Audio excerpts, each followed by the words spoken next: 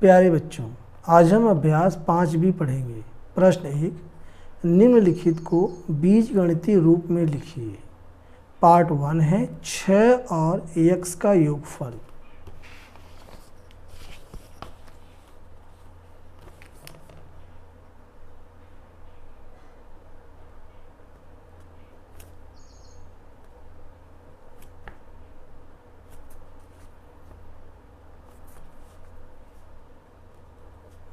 छः और x का योगफल।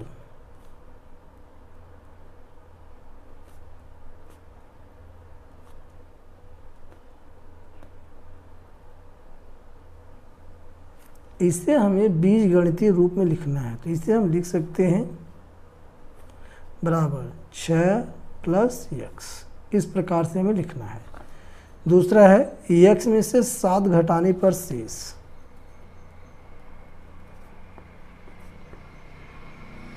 x में से 7 घटाने पर शेष, तो इसे हम लिख सकते हैं बराबर x घटा 7। यही इसका उत्तर है। तीसरा, x का 5 गुना, x का 5 गुना, तो इसे हम लिख सकते हैं बराबर x गुणा 5, या ये हो जाएगा 5x। इसी प्रकार चौथा है x का 1/3, x का 1/3, इसे हम लिख सकते हैं बराबर x गुणा, का माने गुणा 1/3, 1/3, तो ये हो जाएगा x/3। x से कम x/3, यही इसका आंसर है। प्रश्न 2, निम्नलिखित कथनों को संख्याओं, बीजों तथा मूल संक्रियाओं के चिन्हों की सहायता से व्यक्त कीजिए। तो पहला भाग है वृत्त का व्यास उसके त्रिज्या का दूना होता है। तो यहाँ पे चित्र बना हुआ है।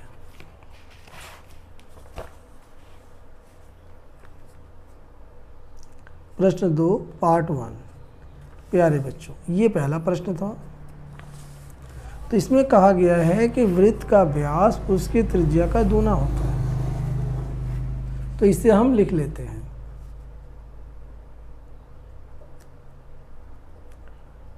वृत्त का व्यास उसकी त्रिज्या का दूना होता है।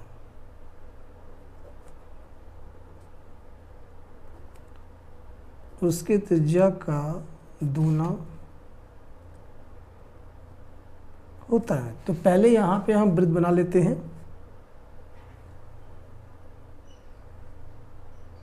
ये है वृत्त, इसका ये केंद्र है।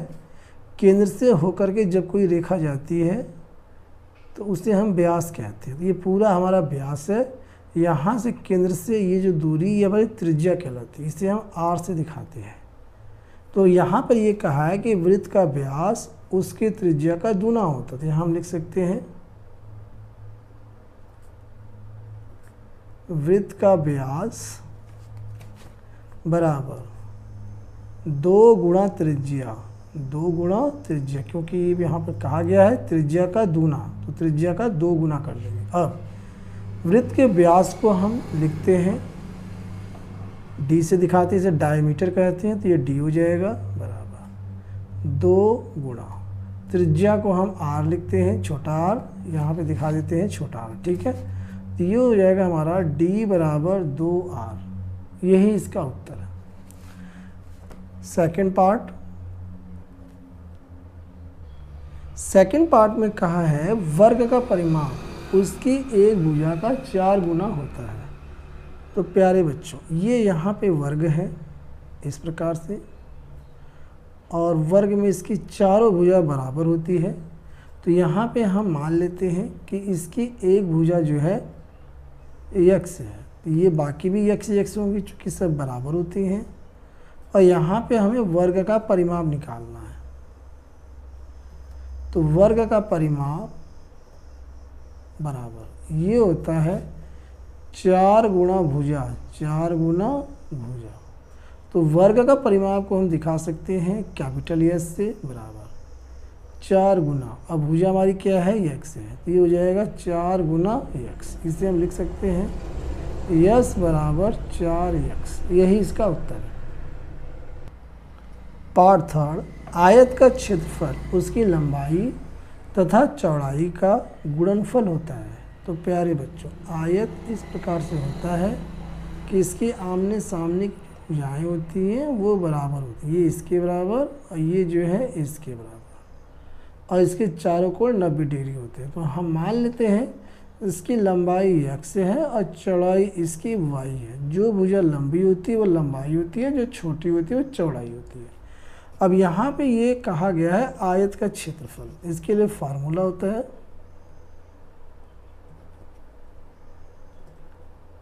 आयत का क्षेत्रफल बराबर लंबाई गुणा चौड़ाई। आयत का क्षेत्रफल, आयत के क्षेत्रफल को हम एरिया से दिखाते हैं, तो यहाँ पे कैपिटल ए हो जाएगा और लंबाई यहाँ पे x है गुणा चौड़ाई यहाँ पे y हमने माना है, तो यहाँ पे क्षेत्रफल हो जाएगा a बराबर x y। यही इसका उत्तर है। पार्ट 4, लाभ विक्रय मूल्य तथा क्रय मूल्य के अंतर के बराबर होता है जब विक्रय मूल्य क्रय मूल्य से अधिक हो। तो प्यारे बच्चों, यहाँ पे फार्मूला होता है लाभ बराबर विक्रय मूल्य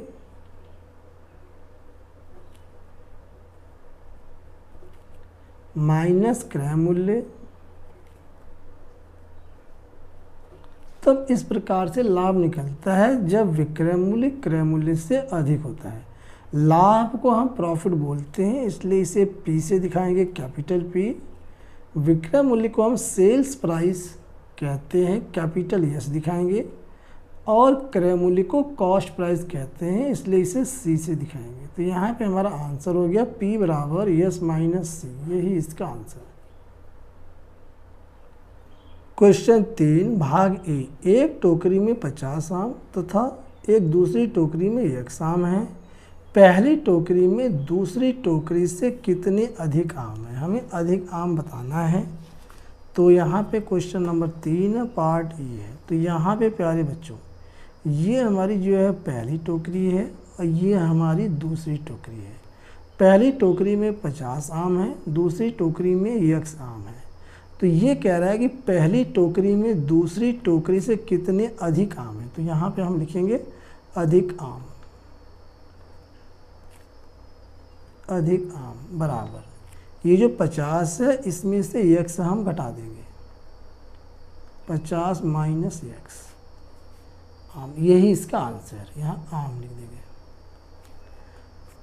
अब यहाँ पे आता है भाग बी।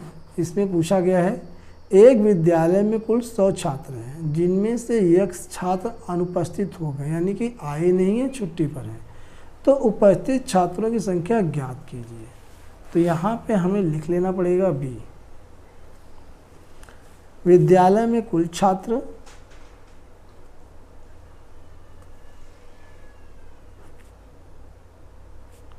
विद्यालय में कुल छात्र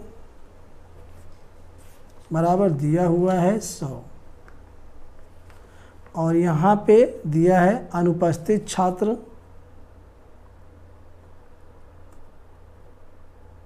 अनुपस्थित छात्र जो कि नहीं आए हैं, ये बराबर हैं x। तो यहाँ पर हमें बताना है उपस्थित छात्रों की संख्या, यानी कि जो आए हैं।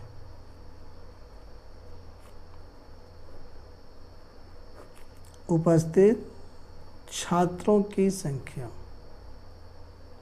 तो हमें क्या करना है कि ये जो कुल छात्र हैं इसमें से हम घटा देंगे अनुपस्थित छात्र जो छुट्टी पर हैं, तो जितने छात्र आए हैं पता लग जाएगा। तो 100 घटा में x, यही इसका आंसर है। अब रहने देते हैं, बाकी क्वेश्चंस को नेक्स्ट वीडियो में सॉल्व करेंगे। Thanks for watching.